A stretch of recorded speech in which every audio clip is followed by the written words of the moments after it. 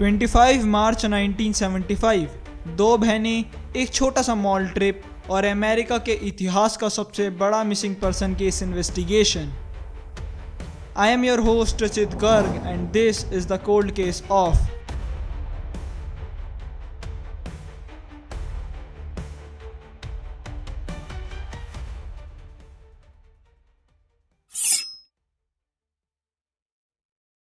As 12 Sheila Mary Leon, जो 30 मार्च 1962 को पैदा हुई।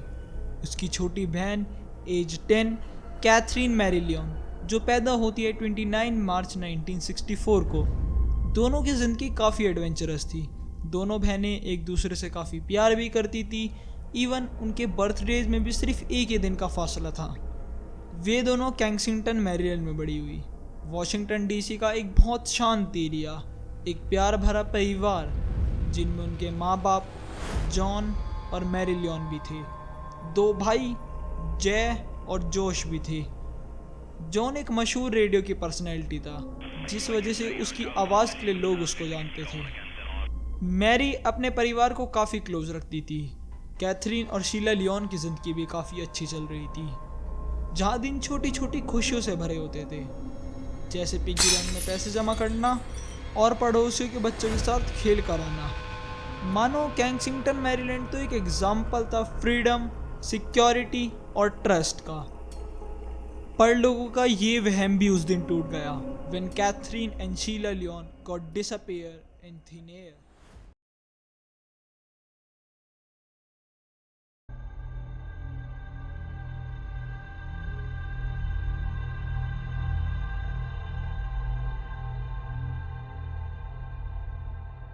अभी ईस्टर वेकेशन का पहला ही हफ्ता चल रहा था।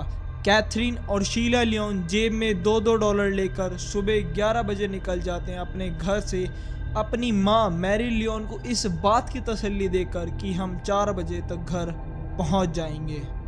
अब वे तेजी से बढ़ते हैं विटॉन प्लाजा की तरफ, ईस्टर की डेकोरेशन को एडमायर करने और ऑरेंज बाउल रेस्टोरेंट से पिज़्ज़ास खाने।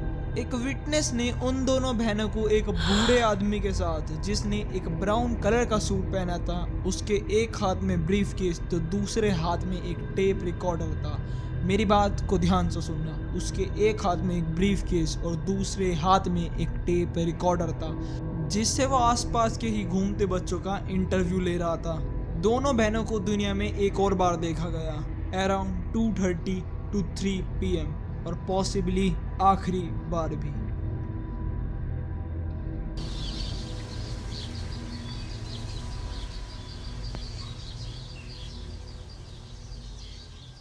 अब इस केस का इतना बड़ा बनना भी एक अलग रीज़न है। सबसे पहला कारण इस केस का इतना बड़ा बनना क्योंकि वे दोनों मिसिंग पर्सन्स माइनर थे, और दूसरा इस केस का इतना बड़ा बनने की वजह वे दोनों मिसिंग पर्सन लड़कियां थी और आपस में बहनें भी। और अब तक पुलिस को समझ भी नहीं आया था इस केस की जड़ें कितनी गहरी गई हैं।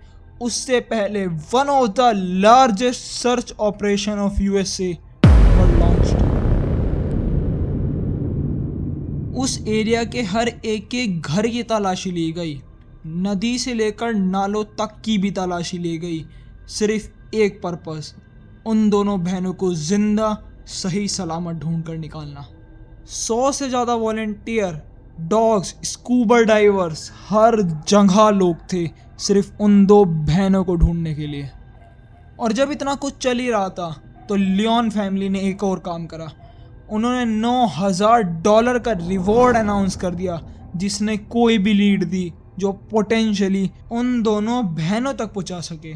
फेक लीड और फेक रैंडम कॉल से उनका फ़ोन हर सेकंड बज रहा था, और वे हर फ़ोन को उठा रहे थे इस उम्मीद में कि ये वो आखिरी फ़ोन कॉल होगा जो ये अपनी बेटी के नाम पर उठा रहे हैं। दिन हफ्तों में बदल गए, हफ्ते महीनों में बदल गए, और महीने सालों में बदल गए। हर आती लीड एक उम्मीद लेकर आती थी, पर आखिरी में वो भी झूठ निकलती थी।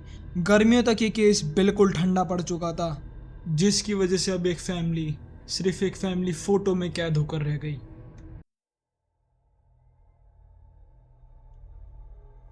लगभग 40 साल हो गए। लियोन सिस्टर का केस पुलिस और कोर्ट कचहरी के बीच में ही घूमता रहा। During 1975 to 2013 thousands of tip मिलती है इन्वेस्टिगेटर्स को लियोन सिस्टर्स के बारे में। ये केस अब इतना ज़्यादा कॉम्प्लिकेटेड हो चुका था कि पुलिस ने सेक्स ऑफेंडर्स को तक क्वेश्चनिंग करना शुरू कर दिया, चाहे वे वर्जीनिया में हो चाहे वे मैरीलैंड के अंदर। जॉन अब एक फादर नहीं, एक विक्टिम एडवोकेट बनकर रह गया था। इस केस ने उस एरिया के ट्रस्ट और वो एरिया जो अपनी फ्रीडम के लिए जाना जाता था, सब कुछ भाप बनकर उड़ गया। अब उस एरिया में सिर्फ उम्मीद बची थी, जो चलती हवा के साथ जल्दी ही बह जाने वाली थी।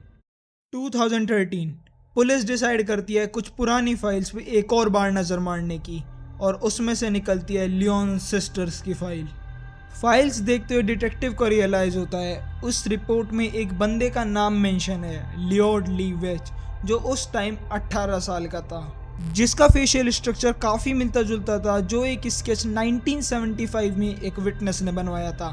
दिसंबर 13, 1956 उस दिन पैदा होता है लियोड ली वेच, जिस पे ऑलरेडी एब्यूज़ और चाइल्ड मोलेस्टेशन जैसे केस रजिस्टर्ड थे, और अब इस केस में वापस जान आ चुकी थी। और जब लियोड लीवेज का इंटरव्यू लिया गया तो उसके आंसर्स में काफ़ी कॉन्ट्रडिक्शन और लूप होल्स मिले, और उसकी फैमिली भी क्लेम करती है 1975 के टाइम वो कुछ डफल बैग 24 घंटे लेकर घूमता था, जो 24 घंटे काफ़ी वियर्ड स्मेल करते थे।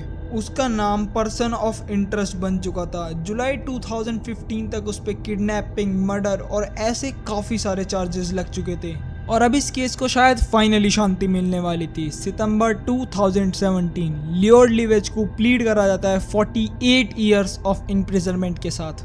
वो क्लेम करता है मेरा इस केस में इन्वॉल्वमेंट ज़रूर है, पर वो उन दोनों को मारने की बात को बिल्कुल मना कर देता है, और बाकी बचे सारे केस में अपने रिश्तेदारों को इन्वॉल्व बताता है। फोकस अब टेलर माउंटेन्स की तरफ शिफ्ट हो चुका था, क्योंकि 2014 में वहाँ पे एक सर्च कंडक्ट होती है। लियोन फैमिली लैंड करती है in the state of Virginia to participate in the search of the bodies of the Lyon sisters. Search squad को कुछ ऐसी चीज़ें टेलर माउंटेन पे मिलती है that will make your spine chilling down. Fragment of human body, a human tooth, कुछ हड्डियों के टुकड़े और एक ज्वेलरी की बीट जो उस ज्वेलरी से एग्जैक्टली मैच करती है जो उस दिन कैथरीन लियोन ने पहनी थी। But against all odds this case went cold again. अक्टूबर 2024 इस केस में वापस जान आती है। FBI and US marshals Taylor mountain पर मिले एविडेंस को कंसिडर करते हैं, और वेल्च जो अब 68 ईयर्स ओल्ड था उसको ट्रांसफ़र किया जाता है one of the prison of Virginia to serve his sentence for the murders. ये केस इतना ज़्यादा टाइम ले चुका था that Mary Lyon was passed in June 2024 and John Lyon was passed in June 2025। The search for remains and the full justice continuous.